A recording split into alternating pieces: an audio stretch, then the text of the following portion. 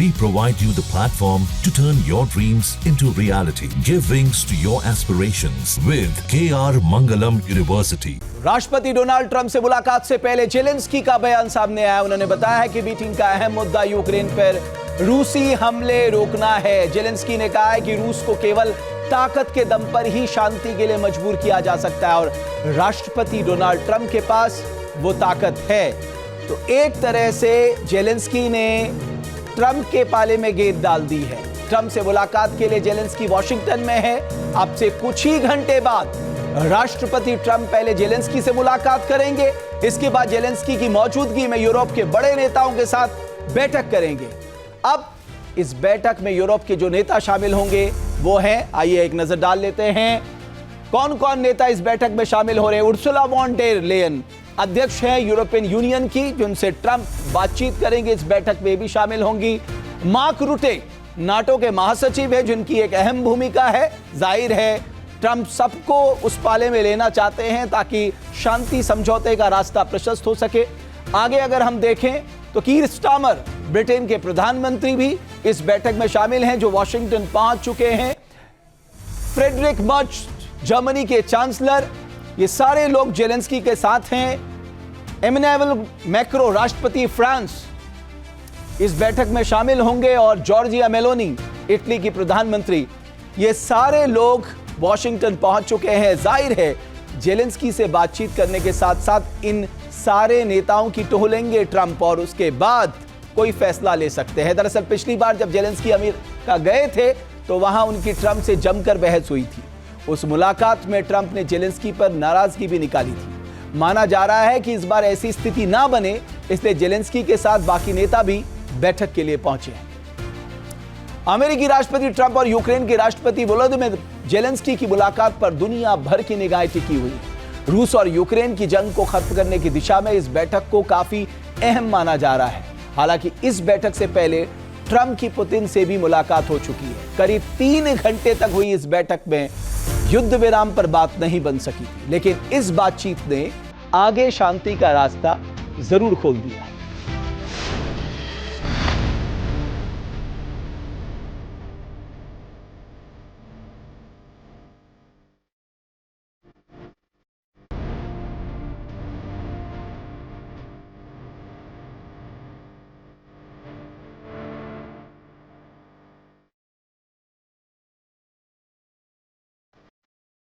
Alaska में Trump और Putin जब बंद कमरे में मिले थे तो दुनिया भर की नजरें इस मीटिंग के आउटकम पर टिकी थी।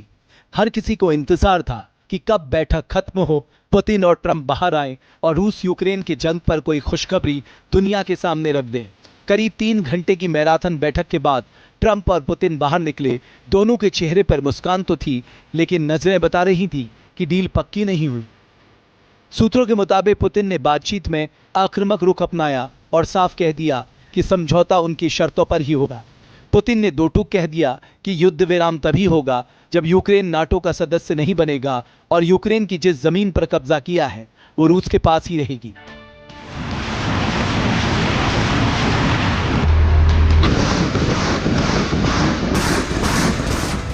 इस बातचीत में ना तो युद्ध विराम पर बात बनी और ना ही कोई समझौता हो पाया। हालांकि पुतिन ने यह जरूर कहा कि अगर 2022 में ट्रंप होते तो शायद युद्ध शुरू ही नहीं होता।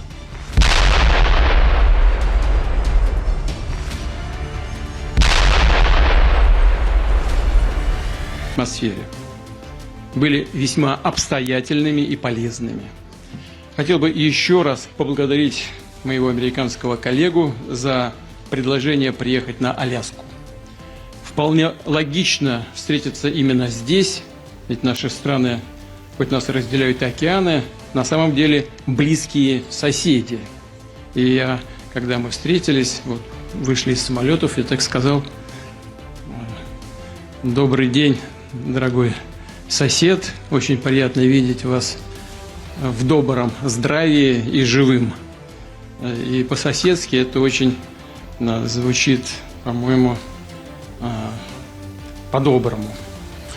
Нас разделяет только Берингов пролив, да и то, там 2 острова, между российским и американским островом всего 4 километра. Мы близкие соседи, это факт. पुतिन की बातों से गदगद राष्ट्रपति ट्रंप ने बैठक को 10 में से 10 नंबर दे दिए थे, किसी समझौते की वजह से नहीं, बल्कि इसलिए क्योंकि पुतिन के साथ उनका तालमेल बेहद अच्छा रहा। So I think the meeting was a 10 in the sense that we got along great, and it's good when, two big powers get along. That's a big deal. You never want to even mention that word, the word nuclear. Alaska की ये मुलाकात भले ही बेनतीजा रही हो, लेकिन Moscow में अगली बैठक की संभावना ने शांति की उम्मीद जगा दी है। इस बातचीत ने आगे का रास्ता खोल दिया। ट्रंप पुतिन फिर मिलेंगे और अगली मुलाकात मॉस्को में होगी। Again, Mr. President, I'd like to thank you very much, and we'll speak to you very soon and probably see you again very soon. Thank you very much, Vladimir. Next time in Moscow. बैठक भले ही बेनतीजा रही, लेकिन इसके बाद Trump के सुर बदल गए। वो पुतिन की शर्तों पर राजी होते दिखे। बदले में यूक्रेन को सुरक्षा गारंटी देने की बात सामने आ रही है। ट्रंप के विशेष सलाहकार स्टीव विटकॉफ ने दावा किया है कि ट्रंप और पुतिन की मुलाकात में यूक्रेन को सुरक्षा गारंटी देने पर सहमति बनी है। इसके तहत यूक्रेन को नाटो के अनुच्छेद 5 के तहत सुरक्षा गारंटी मिलेगी। हालांकि रूस ने कहा है कि अगर यूक्रेन को सुरक्षा गारंटी दी जा रही है तो रूस को भी पश्चिमी देश सुरक्षा गारंटी दे। अमेरिकी राष्ट्रपति डोनाल्ड ट्रंप ने संकेत दिए हैं कि रूस के साथ शांति समझौते के लिए यूक्रेन को क्रीमिया से दावा छोड़ना पड़ेगा। रूस डोनबस पर भी कब्जा छोड़ने को तैयार नहीं दिख रहा है। इस बीच फ्रांस के राष्ट्रपति इमैनुअल मैक्रोन ने भी ये कहकर जेलेंस्की की मुश्किलें बढ़ा दी है कि यूक्रेन को शांति समझौते के लिए हारे हुए इलाके को छोड़ना पड़ेगा। चौतरफा दबावों के बीच भी यूक्रेनी राष्ट्रपति जेलेंस्की अपने रुख पर डटे हुए हैं।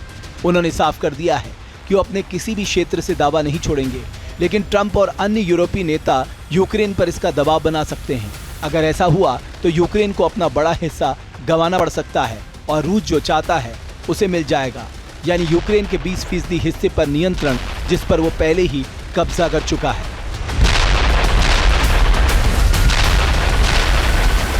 जहाँ भक्ति है हर शब्द में, कथाओं में छुपे हैं दिव्य रहस्य और ज्योतिष देता है जीवन को दिशा। धर्म से जुड़ी हर बातों को जानने के लिए हमारे चैनल स्तुति को सब्सक्राइब करें।